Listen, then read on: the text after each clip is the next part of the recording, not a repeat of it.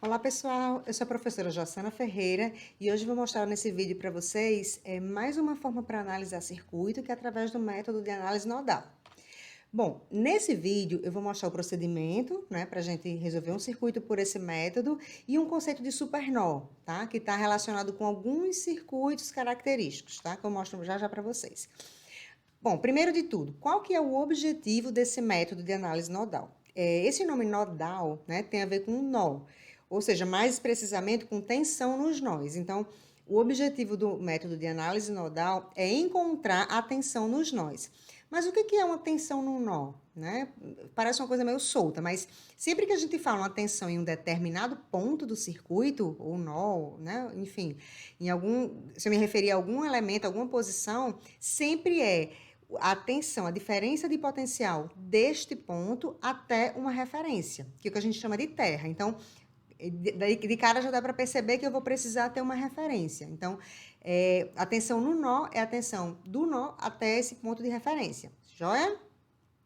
Bom, então quais são os passos? O que a gente precisa fazer para resolver um circuito através da análise nodal?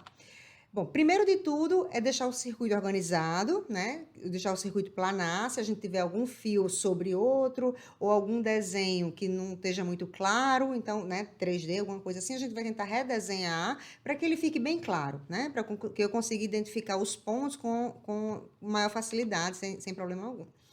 Bom, aí o passo seguinte, eu vou identificar quais são os nós daquele circuito, tá? Eu identifico todos.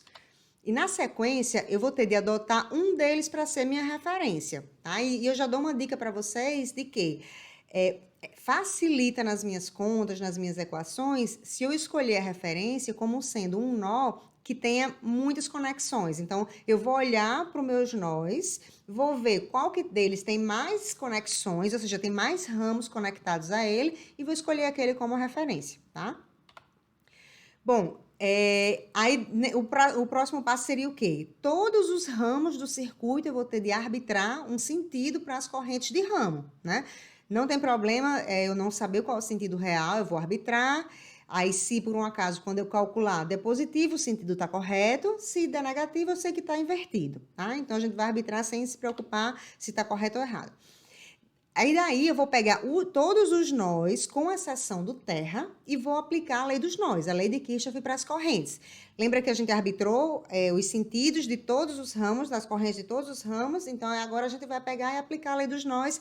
Nesses nós, não precisando terra. Se eu fizer, esqueci e fiz o terra, o que é que vai acontecer? Você vai ter uma equação a mais, que vai ser uma combinação linear das outras equações. Então, vai ser uma redundância desnecessária, tá?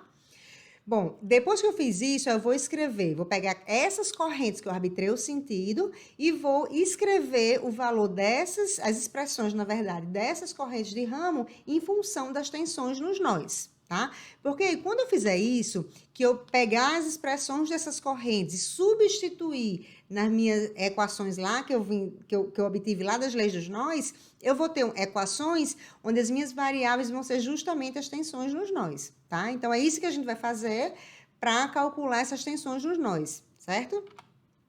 Eu vou tentar, de uma forma mais genérica, explicar melhor um pouco esse método, né? Então, vamos exemplificar aqui de uma forma bem genérica mesmo. Eu tenho esse circuitinho aí com 3 malhas, tá? E seguindo os passos lá, ele já está desenhado bonitinho, então não preciso redesenhar. Mas o próximo passo é identificar meus nós. Eu estou vendo aqui, ó, que eu tenho esse nó aqui em cima, né? Esse nó aqui em cima também, e tenho esse nó aqui embaixo. Lembrando que aqui é um único nó, né? Apesar de eu ter essa conexão, eu não tenho nenhum elemento entre esses dois pontos. Então, esse ponto é exatamente o mesmo ponto desse, né? Se eu quiser redesenhar todos juntando num único ponto, eu posso fazer isso, certo? Bom, então, já identifiquei que eu tenho 3 nós. Lembra que um dos 3 eu vou ter de escolher para ser minha referência, o meu terra. O de cima aqui, ó, eu tenho 3 conexões, né? Esse outro de cima eu também tenho 3 conexões, né? Eu tenho 3 ramos pendurados a eles.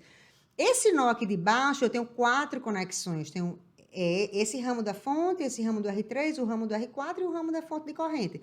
Então, é interessante que eu escolha esse ramo aqui de baixo como sendo a minha referência. Ah, mas eu tenho um circuito que eu não escolhi o que tinha mais conexões para ser referência. Tem problema? Não, não tem problema algum. Dependendo do circuito, isso vai te dar um pouquinho mais de conta, né? De um trabalhinho matemático aí, mas se você seguir os passos normais, seguir, né, direitinho, seguir as regras, as leis direitinho, não vai ter problema nenhum. Você consegue resolver da mesma maneira. Sim, e o passo seguinte seria a gente identificar as correntes nos nós, ou desculpe, nos ramos. Então, eu arbitrei aqui o I1, né, passando aqui nesse ramo, né, para a direita, o I3 para baixo, o I2 para a direita e o I4 para baixo. Esse ramo, ó, não coloquei por quê? Porque já é uma fonte de corrente. A corrente aqui eu já conheço até, ela é IS, o valor dela é IS, né? Aqui tá genérico, mas normalmente eu conheço o valor das fontes, né? Então, já identifiquei. Então, qual é o meu próximo passo? O próximo passo agora é usar a lei de Kirchhoff para as correntes. Então, eu vou analisar a lei de Kirchhoff, né, a lei dos nós, no nó A e no nó B. Lembre que eu não preciso fazer no nó do terra. Então, eu só vou ter duas equações, né, resultantes da lei de Kirchhoff para as correntes, tá? E depois que eu fizer isso, qual o passo seguinte? Eu vou escrever essas correntes que eu arbitrei aqui, I1, I2, I3 e 4, em função de VA e VB, que são as tensões nos nós. Lembrando que a tensão no nó A, VA, é a tensão, a diferença de potencial deste ponto até o terra. Como esse ponto aqui de baixo é um só, ou seja, VA é a tensão justamente em cima de R3, assim como VB é a tensão em cima de R4, tá? Só uma observação. Então, ó, vindo aqui, né, olhando para o nó A, eu tenho que I1 está chegando, I2 e I3 estão saindo. Então, ficou aqui, ó, I1 igual I2 mais I3. Aí, olhando para o nó B, eu sei que estão chegando aqui I2 e IS. E quem está saindo? I4. Então, minha equação ficou I2 mais IS que estão chegando, igual a I4 que está saindo.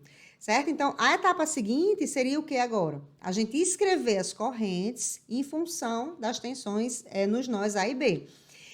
Se eu olhar aqui para I1, né, a regra que a gente vai fazer é sempre o seguinte: eu vou pegar o ponto da onde a corrente sai, a tensão nesse ponto, menos a tensão no ponto para onde ela vai, dividido pela resistência, tá? Se eu olhar aqui para I1, ó, esse ponto aqui, a tensão neste ponto é a tensão daqui para o terra, ou seja, coincide com VS. Então, eu vou ficar aqui, I1 vai ser VS menos VA, dividido pela resistência, né, que é o valor de R1. Então, essa é a minha expressão para corrente I1. Numa aula síncrona, eu mostro para vocês a dedução de como, né, de por que é essa equação, tá? Aí, vou partindo aqui para a próxima corrente, a corrente I2. A corrente 2, ela está saindo do nó A para o nó B. Então, vai ficar como? A tensão do ponto onde ela está saindo, que é o VA, menos a tensão para onde ela vai, que é o VB, dividido pela resistência, que é R2, né? Justamente o que a gente tem aqui. Se eu olhar para I3, né? I3 está saindo do nó A e está indo para o terra. O terra é minha referência, é o meu ponto zero. Então, eu vou ficar com VA menos zero, que é a minha referência, dividido pela resistência, que é R3. O I4 da mesma forma, vai ficar VB menos zero dividido por R4. Então, dessa maneira, eu já obtive as expressões das minhas correntes em função das tensões nos nós. E qual é o próximo passo agora? Substituir aqui. Então, eu vou pegar o I1, vou substituir aqui onde tem I1, o I2 onde tem I2 e assim sucessivamente. O que é que vai acontecer? As duas equações que vão resultar aqui, elas vão depender apenas das tensões nos nós, né? Então, eu tenho duas equações e tenho duas incógnitas, VA e VB, né? Aqui, notem que VS e S eu conheço o valor, e dos resistências também, normalmente a gente conhece, tá? Aqui tá só para ilustrar. Então, eu vou encontrar o valor da tensão VA e o valor da tensão VB, né? Essa equação, ó, aqui eu substituí o I1, né? Aí aqui as demais correntes e eu obtive as duas equações só em função das tensões nos nós. Quando eu resolver essas equações, eu vou encontrar justamente o VA e o VB, que é o que o método propõe, né? Achar a tensão nos nós. A partir dessa tensão nos nós, eu posso voltar e encontrar qualquer corrente, tá?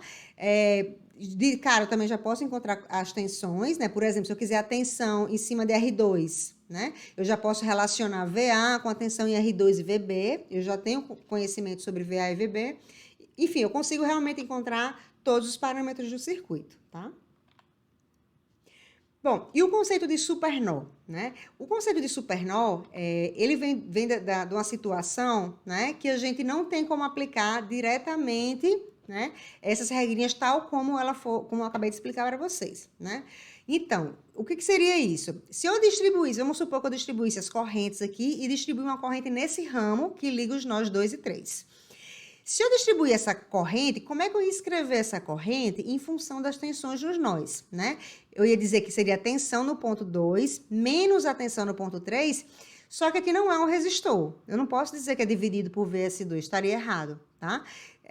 Quando a gente vê a dedução dessa continha, vocês vão perceber porque que estaria, né, que é inconsistente. Então, eu não tenho como encontrar essa corrente aqui, né, que liga esses dois nós. Mas, na verdade, eu não preciso, tá?